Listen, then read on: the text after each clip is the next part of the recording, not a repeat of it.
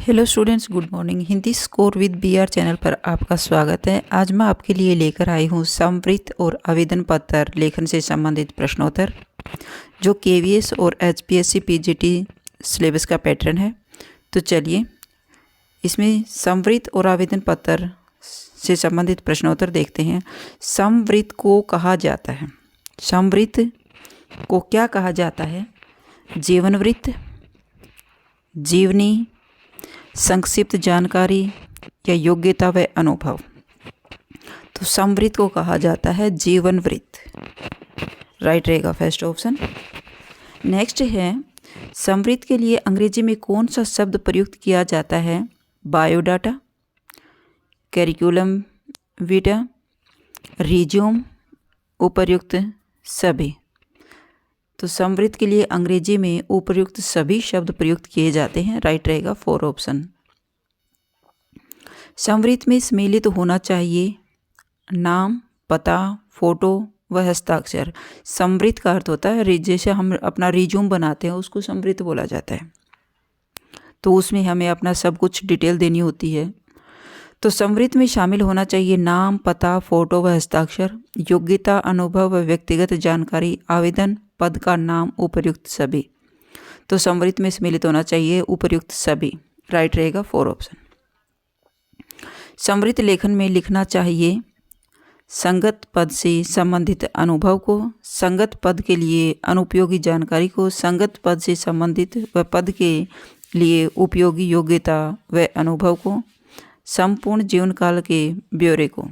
तो समवृत्त लेखन में लिखना चाहिए संगत पद से संबंधित व पद के लिए उपयोगी योग्यता व अनुभव को, राइट रहेगा 3 ऑप्शन।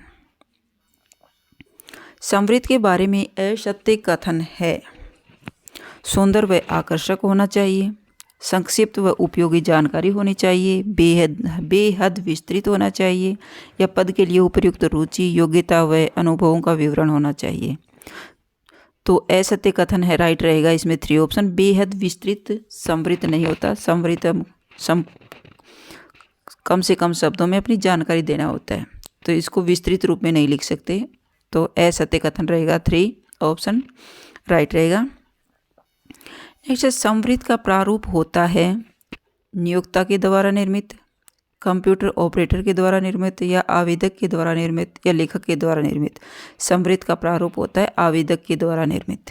जो आवेदन करेगा वही आवेदक लिखेगा उस चीज़ को, राइट रहेगा 3 ऑप्शन।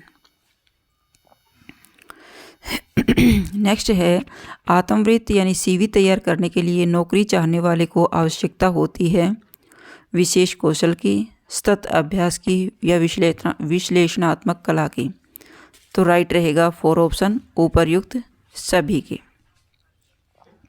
नेक्स्ट है, आत्मवृत्त होना चाहिए। आत्मवृत्त सीवी तैयार करने के लिए विशेष सतत अभ्यास भी होना चाहिए, विश्लेषणात्मक कला भी आनी चाहिए, और विशेष कौशल भी उसमें होना चाहिए। तो राइट रहेगा 4 ऑप्शन, उपर्युक्त सभी। आत्मवृत्त होना चाहिए नौकरी चाहने वाले का विस्तृत विवरण, नियोक्ता की तलाश के अनुरूप, नौकरी चाहने वाले की इच्छा के अनुरूप, या इनमें से कोई नहीं। आत्मवृत्त होना चाहिए नियोक्ता की तलाश के अनुरूप, जो नियुक्त करने वाला चाहता है उसके अनुरूप होना चाहिए। तो राइट रहेगा 2 ऑप्शन। आत्मवृत्त में संपर्क ब्यौरा कैसा हो? आत्मवृत्त में संपर्क ब्यौरा कैसा हो? आसानी से दिखने योग्य व पढ़ने में आसान होना चाहिए, छोटे अक्षरों में होना चाहिए, पता, दूरभाष व ईमेल आईडी अलग अलग स्थानों पर होनी चाहिए, संपर्क ब्यौरा का उल्लेख आवश्यक नहीं है। तो राइट रहेगा फर्स्ट ऑप्शन। आत्मवृत्त का संपर्क ब्यौरा आसानी से दिखने योग्य और पढ़ने में आसान होना चाहिए, राइट रहेगा फर्स्ट ऑप्शन। तकनीकी के रूप से आत्मवृत्त को किन भागों में बांटते हैं? तो आत्मवृत्त को परंपरागत और गैर परंपरागत 2 भागों में बांटा गया है। तो राइट रहेगा 3 ऑप्शन, फर्स्ट एंड सेकंड दोनों। परंपरागत आत्मवृत्त सीवी को किन श्रेणियों में बांटते हैं? कालानुक्रम सीवी, कार्यात्मक या कौशल आधारित, संयुक्त सीवी, या उपर्युक्त सभी। तो उपर्युक्त सभी, राइट रहेगा 4 ऑप्शन। कालानुक्रम आत्मवृत्त के बारे में सत्य कथन है, यह अत्यधिक प्रयुक्त सीवी का अधिमानित रूप है। इसमें नवीनतम कार्य को अनुभव को पहले स्थान पर सूचीबद्ध किया जाता है। इसके बाद विपरीत कालानुक्रम में कार्य इतिहास दिया जाता है। तो उपर्युक्त सभी राइट हैं, तो आंसर राइट रहेगा 4। नौकरी चाहने वाले के कौशल और कार्य अनुभव पर किस आत्मवृत्त में फोकस किया जाता है? कालानुक्रम सीवी में, कार्यात्मक व कौशल आधारित, संयुक्त सीवी या उपर्युक्त सभी? तो नौकरी चाहने वाले के कौशल और कार्य अनुभव पर कार्यात्मक व कौशल पर आधारित आत्मवृत्त में फोकस किया जाता है। राइट रहेगा 2 ऑप्शन। संयुक्त आत्मवृत्त की विशेषता है, सीवी के इस फॉर्मेट में कौशल और कार्य अनुभव को पहले उजागर किया जाता है, उसके बाद रोजगार इतिहास को। दूसरा है वह आवेदित नौकरी के लिए संगत कौशल को उजागर करता है। उपर्युक्त दोनों या इनमें से कोई नहीं? तो राइट रहेगा 3 ऑप्शन, उपर्युक्त दोनों विशेषता है। संयुक्त आत्मवृत्त की विशेषता है, सीवी के इस फॉर्मेट में कौशल और कार्य अनुभव को पहले उजागर किया जाता है, उसके बाद रोजगार इतिहास को। दूसरा है वह आवेदित नौकरी के लिए संगत कौशल को उजागर करता है। तो फर्स्ट एंड सेकंड दोनों राइट रहेंगे। गैर परंपरागत आत्मवृत्त के बारे में असत्य कथन कौन सा है? गैर परंपरागत में यह व्यक्ति के सीवी का वेब आधारित रूप है। इसमें शैक्षणिक योग्यता, कार्य अनुभव, उपलब्धि का विवरण होता है। यह विवरण फोटो, ग्राफिक्स, ग्राफ और अन्य दृश्यमान वस्तुओं के रूप में होता है। इसमें कौशल पर अत्यधिक फोकस रहता है। तो गैर परंपरागत आत्मवृत्त के बारे में असत्य कथन है, इसमें कौशल पर अत्यधिक फोकस नहीं रहता। असत्य है 4, फर्स्ट, सेकंड एंड थर्ड तीनों गैर परंपरागत आत्मवृत्त के अनुसार सही है।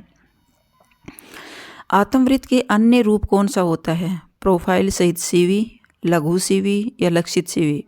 तो आत्मवृत्त के अन्य रूप होते हैं उपर्युक्त सभी, प्रोफाइल सहित सीवी, लघु सीवी और लक्षित सीवी तीनों होते हैं। राइट रहेगा 4 ऑप्शन। प्रोफाइल सहित सीवी में आवेदित नौकरी के संगत नौकरी चाहने वाले के बारे में किसका उल्लेख किया जाता है? कौशल के सार का, लक्ष्य का सार या अनुभव का सार? उपर्युक्त सभी। तो उपर्युक्त सभी, कौशल भी होता है उसमें, लक्ष्य भी होता है और अनुभव का वर्णन भी किया जाता है। राइट रहेगा 4 ऑप्शन।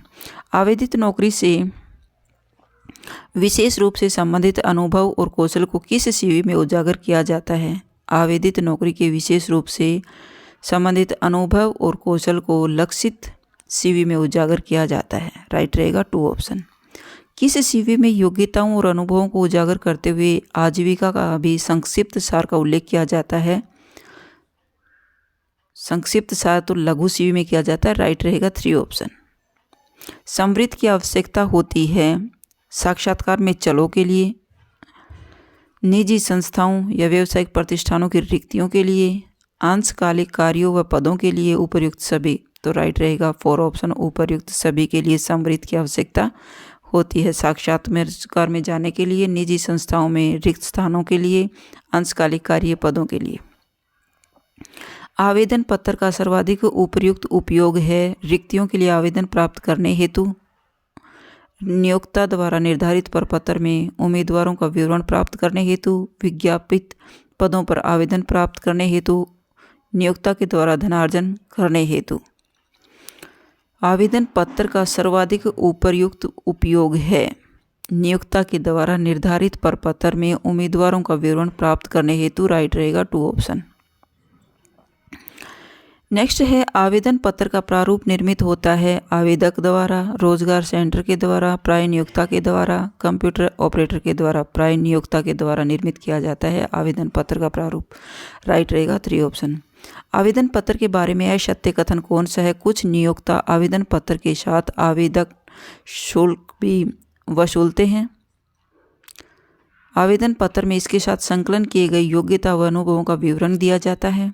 आवेदन पत्र को संलग्नों के साथ नत्थी करके संबंधित अधिकारी को भिजवाना चाहिए या आवेदन पत्र से अधिक समृद्ध प्रभावी होता है। तो असत्य कथन है 4, आवेदन पत्र से अधिक समृद्ध प्रभावी नहीं होता। आवेदन पत्र के अनुसार 1, 2 एंड 3 सत्य कथन है। समृद्ध और आवेदन पत्र में समानता नहीं है। क्या समान नहीं है? नियुक्ति के लिए उपयोग होता है, आवेदन की जानकारी लिखी होती है, आवेदक की जानकारी लिखी होती है, आवेदक के द्वारा नियोक्ता को प्रेषण होता है, प्रारूप का निर्माता नियोक्ता होता है। तो इसमें ये चीज़ समान नहीं होती कि प्रारूप का निर्माता नियोक्ता होता है। नियुक्ति के लिए योग्य होते हैं दोनों चीज़। आवेदन की जानकारी लिखी होती है और आवेदक द्वारा नियोक्ता को प्रेषण होता है, तो समान नहीं है। पॉइंट 4, आवेदन पत्र का उपयोग नहीं है रिक्तियों के अनुसार।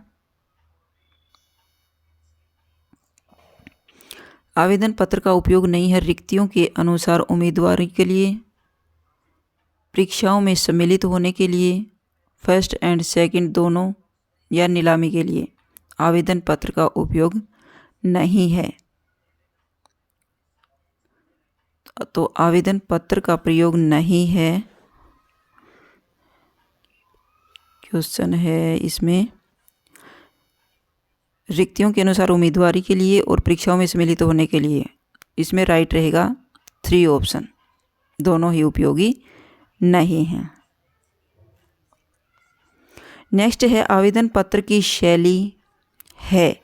आवेदन पत्र की शैली है पत्रक पर टंकित आवेदन पत्र, ऑनलाइन आवेदन पत्र, OMR प्रपत्र पर आवेदन पत्र, उपर्युक्त सभी। तो आवेदन पत्र की शैली है उपर्युक्त सभी, पत्रक पर टंकित आवेदन पत्र, ऑनलाइन आवेदन पत्र, OMR प्रपत्र पर आवेदन पत्र, उपर्युक्त सभी शैली इसकी। आवेदन पत्र लिखते समय ध्यान रखना चाहिए शिष्टता, शालीनता व भाषा की सरलता का होना जरूरी है। सटीक, स्पष्ट व संक्षिप्त जानकारी होनी चाहिए। पूर्ण व प्रामाणिक जानकारी होनी चाहिए। उपर्युक्त सभी। आवेदन पत्र लिखते समय उपर्युक्त सभी जानकारी ध्यान रखना चाहिए। राइट रहेगा 4 ऑप्शन। आवेदन पत्र की विशेषता है अपने से उच्चस्थ अधिकारी को लिखा जाता है। आवेदन पत्र अपनी स्थिति से अवगत कराया जाता है। आवेदन पत्र से अपेक्षित सहायता या अनुकूल कार्यवाही की प्रार्थना की जाती है। उपर्युक्त सभी। तो राइट रहेगा उपर्युक्त सभी 4 ऑप्शन। फर्स्ट, सेकंड एंड तीनों के लिए आवेदन पत्र की आवश्यकता होती है। राइट रहेगा 4 ऑप्शन। तो ये आपके शववृत्त और आवेदन पत्र से संबंधित मोस्ट इम्पॉर्टेंट पर्सन थे। अगर आपको मेरी वीडियो अच्छी लगी हो तो प्लीज़ लाइक कीजिए, शेयर कीजिए और सब्सक्राइब करना न भूलें। फिर मिलते हैं नेक्स्ट वीडियो में। Bye bye.